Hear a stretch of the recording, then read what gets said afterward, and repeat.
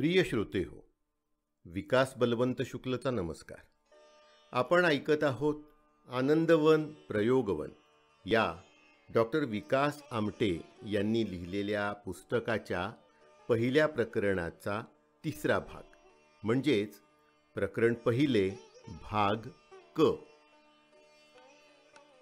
पण असल्या बिनबुडाच्या आरोपांकडे लक्ष द्यायला बाबांना वेळ कुठे होता?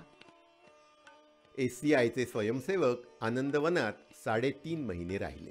सुरुवातीच्या काळात इमारतीच्या कामांसाठी लागणारे सुतार, गवंडी नागपूरहून आणावे लागत, कारण वरोऱ्यातले कामगार आनंदवनात येण्यासाठी राजी नसत. पण या 3 महिन्यांच्या काळात गावातल्या लोकांची आनंदवनात आवक जावक वाढली, संबंध निर्माण होऊ लागले.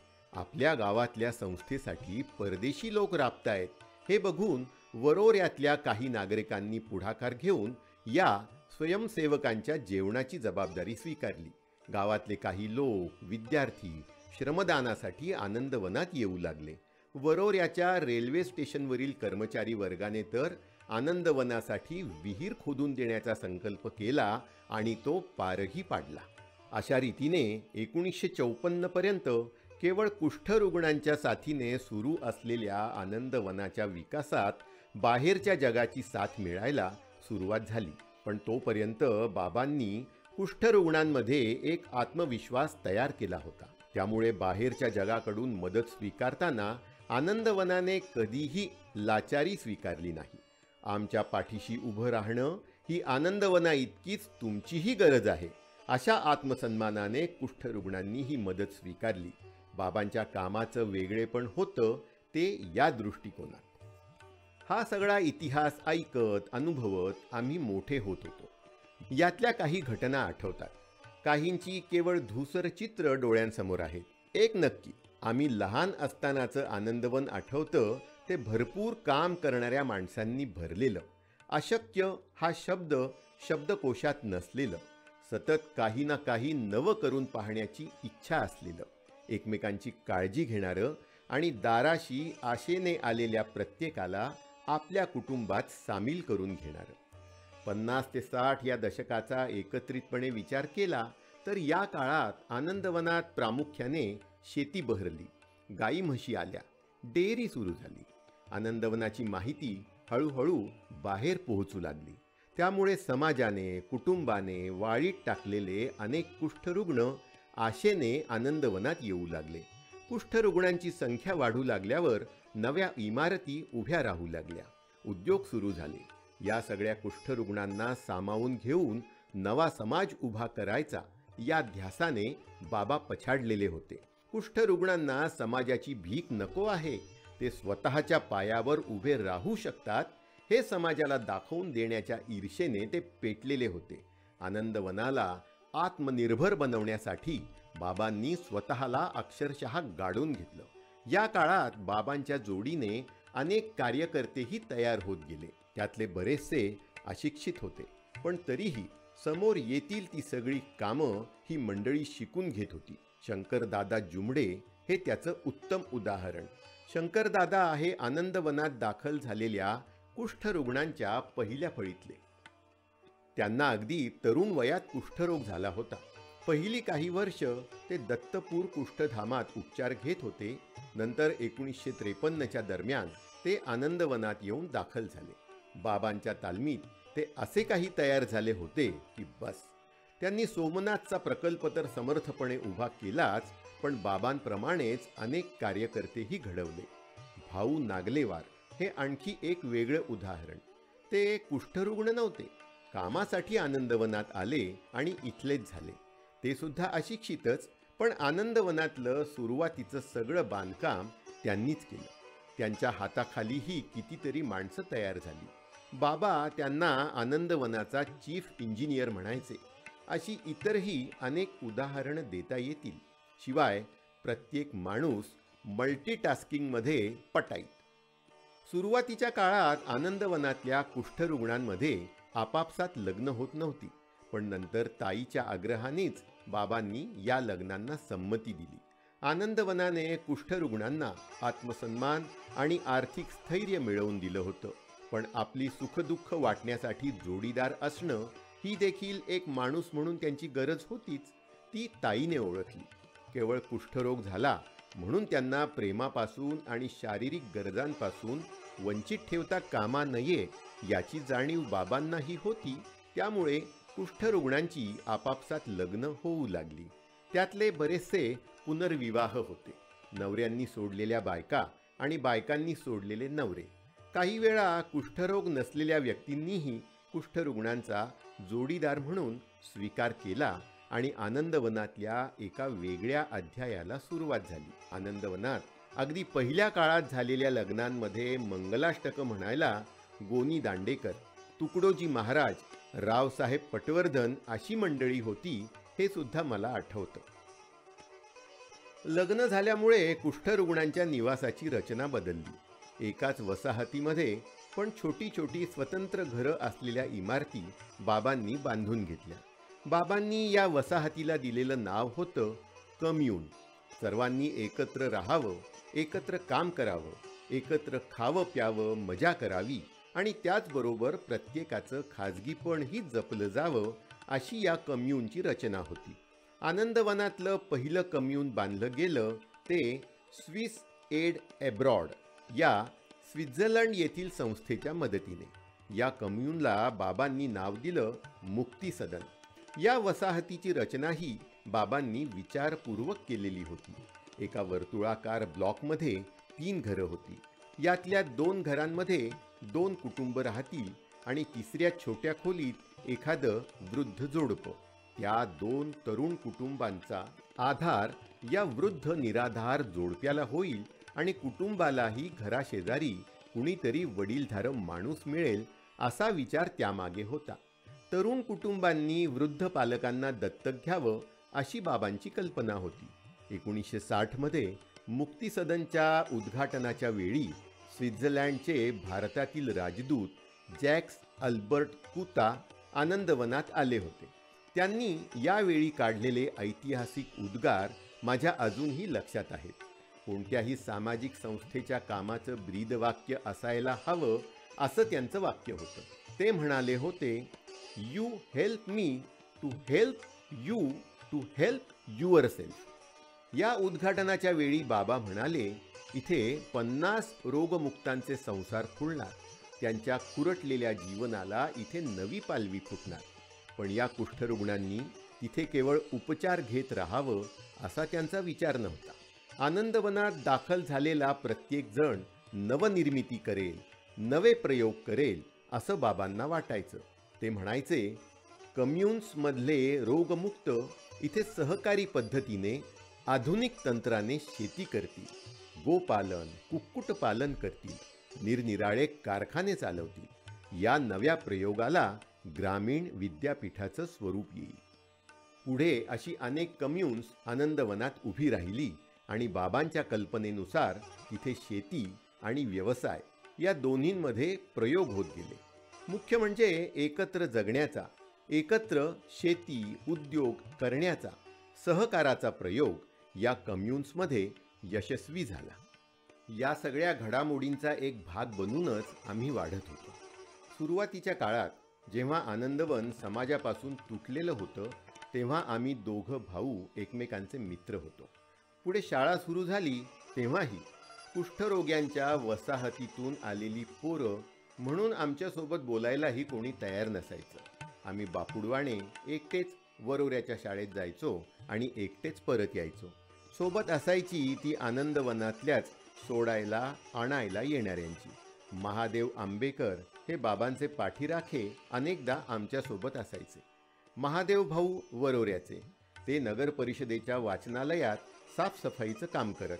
त्यांचा स्वभाव गुण बघून बाबांनी त्यांना श्रमाश्रमाच्या प्रयोगात स्थान दिलं. ते बाबांच्या कामात सामील झाले ते कायमचेच. आनंदवनाच्या उभारणीत त्यांचा मोठा हातभार होता. विशेषतः आम्हा भावंडांना सांभाळण्याचं काम त्यांनी केलं. ताईलाही त्यांचा खूप आधार असायचा. ते राहायचे वरोऱ्यात, पण आनंदवनात येण्यासाठी रोज 10 किलोमीटर सायकलने प्रवास करायचे. अगदी शेवटच्या काळापर्यंत ते महारोगी सेवा समितीचे ज्येष्ठ सभासद आणि इंटरनल ऑडिटर म्हणून काम बघत होते. आमच्या लहानपणीच्या आठवणी त्यांच्याशी जोडल्या गेलेल्या आहेत.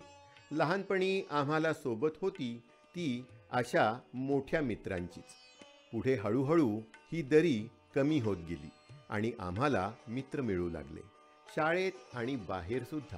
शेजारच्या चिनोरा या गावाचा नारायण हक्के हा आमचा पहिला मित्र.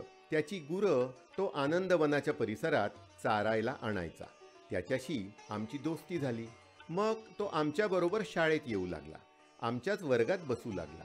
आम्हा दोघांना कोणीतरी मित्र मिळाल्याचा ताईलाही आनंद झाला.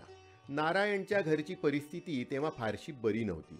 मग ताईने नारायणच्या घरी विचारलं आणि त्याला आमच्याकडेच राहायला बोलावलं. तेव्हापासून आम्ही दोघांचे तिघं झालो. नारायण आमच्या घरातलाच एक झाला तो आज तागायत. आज नारायण आनंदवनातल्या शेतीची सगळी जबाबदारी समर्थपणे सांभाळतो आहे. आम्ही हायस्कूलमध्ये शिकत होतो तेव्हाचा काळ मला नीट आठवतो. त्यावेळी आनंदवनाची घडी बऱ्यापैकी व्यवस्थित बसली होती आणि बाबांना काम वाढवण्याचे वेध लागले होते. नवी आव्हानं शोधण्याचं जणू व्यसनच होतं त्यांना.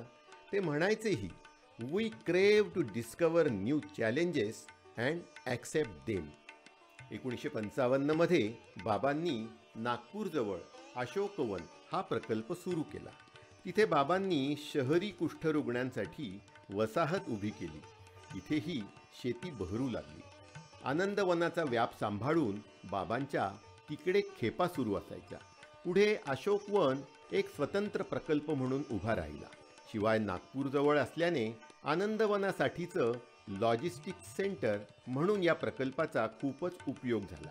अशोकवनाची घडी बसेपर्यंत बाबांना आनंदवनात कॉलेज सुरू करण्याचे वेध लागले होते. हे कॉलेज आनंदवनातल्या मुलांसाठी नव्हतं. आनंदवनात कुठून येणार कॉलेजमध्ये जाऊ शकतील एवढी मुलं? मग कॉलेज सुरू करावं असं बाबांनी का मनावर घेतलं असेल? समाजाने कुष्ठरुग्णांना कायम वाळीत टाकलं असलं तरी स्वतःच्या पायावर उभ्या राहिलेल्या या रुग्णांना सामाजिक बांधिलकीची चाड आहे. त्यामुळे समाजाची गरज म्हणून आनंदवनाने कॉलेज सुरू करायला हवं असं बाबांचं म्हणणं होतं. आनंदवनातल्या कुष्ठरुग्णांसोबत या विषयावर चर्चा करणारे आणि आपलं म्हणणं ताईला आणि इतर मंडळींना समजावून सांगणारे बाबा मला अगदी नीट आठवतात. त्यानंतर नाना खस्ता खात अनेक सरकारी सोपस्कार पूर्ण करत अखेर 1964 मध्ये बाबांनी आनंद निकेतन आर्ट, सायन्स, कॉमर्स आणि ॲग्रिकल्चर कॉलेज सुरू केलं. मी आणि प्रकाश त्या कॉलेजच्या पहिल्या बॅचचे विद्यार्थी. या कॉलेजमुळे आनंदवनात एक वेगळं पर्व सुरू झालं. अर्थात त्याची गोष्ट मी तुम्हाला पुढे सांगेन. 60च्या दशकात आनंदवनात सुरू झालेला मित्र मेळावा हेही एक वेगळंच प्रकरण होतं. आनंदवन सुरू झाल्यानंतर पहिल्या 10 वर्षात पुण्या मुंबईहून काही मोजकी मंडळी आमच्याकडे येत असत. गोनी दांडेकर, यदुनाथ थत्ते वगैरे. पण ते प्रमाण कमीच होतं. बाबांना ते खटकत होतं. बाहेरच्या उदासीन जगाला आनंदवनाजवळ आणण्याचा एक प्रयत्न म्हणून बाबांनी वर्षातून एकदा मित्र मेळावा घेण्याचं ठरवलं. या मेळाव्यामुळे महाराष्ट्रातली अनेक ज्येष्ठ श्रेष्ठ मंडळी आनंदवनात येऊ लागली. बाबांना विचारांच्या देवाणघेवाणीसाठी नवा मित्रपरिवारसुद्धा मिळाला. आम्ही तर या मेळाव्याची अतिशय आतुरतेने वाट बघत असू. बाहेरच्या जगाशी संपर्क होण्याची तेवढी एकच संधी आमच्याकडे होती. मला आठवतं त्याप्रमाणे पहिल्या मेळाव्याला तुकडोजी महाराज, डॉक्टर शिवाजीराव पटवर्धन, मनोहर दिवाण, दादा धर्माधिकारी, अण्णासाहेब सहस्त्रबुद्धे, डॉक्टर रामचंद्र वार्देकर, अण्णासाहेब कोरगावकर, नाना वेले, कमलाताई होसपेट, गोनी दांडेकर अशी मोठमोठी मंडळी आली होती. हळूहळू या मित्रमेळाव्याचं लोण महाराष्ट्रभर पसरलं आणि वेगवेगळ्या क्षेत्रातले लोक आनंदवनाकडे ओढले जाऊ लागले. बाहेरच्या माणसांनी इथे यावं, आनंदवनातलं काम पाहावं, कुष्ठरुग्णांच्या सुखदुःखाशी समरस व्हावं, ही जशी आमची गरज होती तशी ती समाजाचीही होती. बाबांनी हे कसं काय जाणलं होतं कोण जाणे, पण त्यांची ही मात्रा लागू पडली आणि आमच्याकडे मित्रमंडळींचा पाऊस पडू लागला.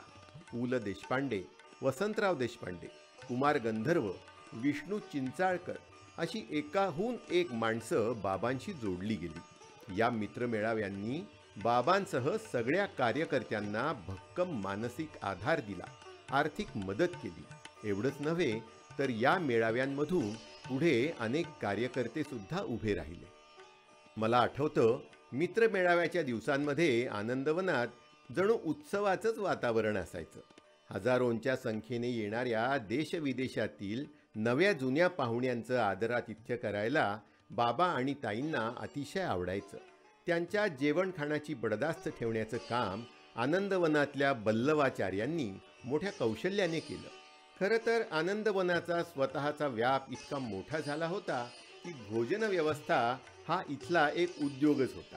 सुरुवातीला या व्यवस्थेची जबाबदारी ताईकडेच होती. मग हळूहळू आनंदवनातल्या इतर महिलांची ताईला मदत होऊ लागली. साठे मावशी, सिंधुताई, दिवाळे काकू, दिवे मावशी अशा अनेक महिलांनी ही व्यवस्था समर्थपणे सांभाळली. पुढे खास स्वयंपाकाचं काम करणारे आचारीही आम्हाला मिळत गेले. रामसिया आणि रामलखन पटेल, भगवान दीन, बिंजू, हरी रामटेके, अशोक, चंद्रभान मेश्राम अशी कितीतरी नावं. या साऱ्यांनी आनंदवनाच्या उदरभरणाचं फार महत्त्वाचं काम केलं आहे. एकीकडे औपचारिक शिक्षणासाठी कॉलेज सुरू केलेलं असतानाच बाबांच्या मनात आणखीन एक स्वप्न आकार घेत होतं, श्रमिक कार्यकर्ता विद्यापीठाचं. एखाद्या प्रकल्पावर शेती आणि उद्योगधंदे उभारून त्यात ग्रामीण युवकांनी काम करून शिक्षण घ्यावं असं त्यांचं स्वप्न होतं. त्या दृष्टीने जागा मिळवण्यासाठी ते प्रयत्न करत होते. 1967 मध्ये आम्हाला चंद्रपूर जिल्ह्यातच मूल या गावाजवळ जागा मिळाली आणि बाबांनी नव्या उत्साहाने तिथे कामाला सुरुवात केली. तेव्हा बाबांचं वय होतं 53. पण या वयात एवढ्या महत्त्वाकांक्षी प्रकल्पाला आपण कसा हात घालणार वगैरे भावना त्यांच्या मनाला कधी शिवल्या असतील असं काही मला वाटत नाही. कुष्ठमुक्त जोडप्यांची लग्न होऊ लागली असली तरी त्यांनी मूल होऊ देऊ नये असा दंडक आनंदवनात होता. त्यांच्या मुलांमध्ये कुष्ठरोग किंवा अन्य व्यंग तयार होऊ नये यासाठीची ही खबरदारी होती. पण पुढे कुष्ठरोगावरची नवनवी औषधं येऊ लागल्यावर हा धोका टाळणं शक्य झालं. त्यामुळे 1980च्या दरम्यान कुष्ठमुक्तांना मूल होऊ देण्याचा निर्णय घेतला गेला. पुढे कुष्ठमुक्तांच्या या मुलांसाठी बाबांनी शाळा सुरू केली. या शाळेचं नाव होतं आनंद बुनियादी विद्यालय.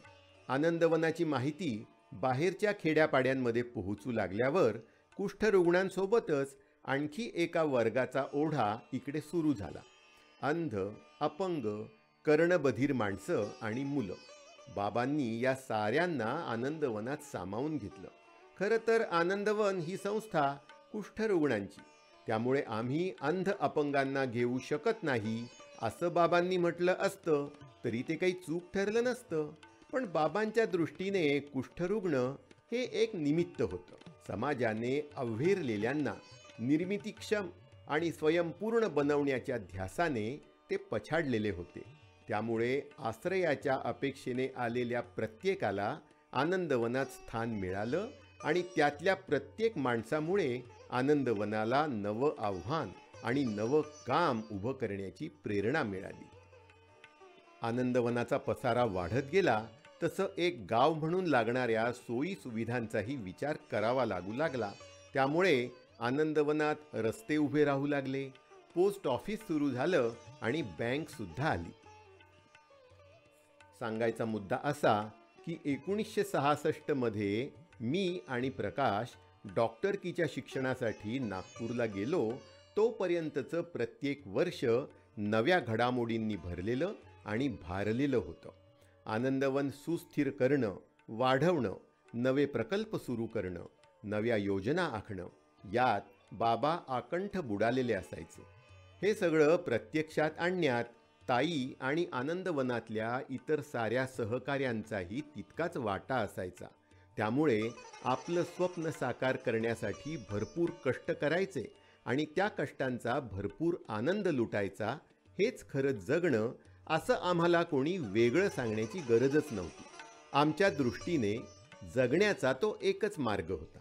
त्यामुळे 1972 मध्ये डॉक्टरकी करून परतलो तेव्हा रिले रेसमधल्या साथीदाराने बॅटन घेऊन सहजतेने पुढे पळू लागावं तसे आम्ही या कामात सामील झालो.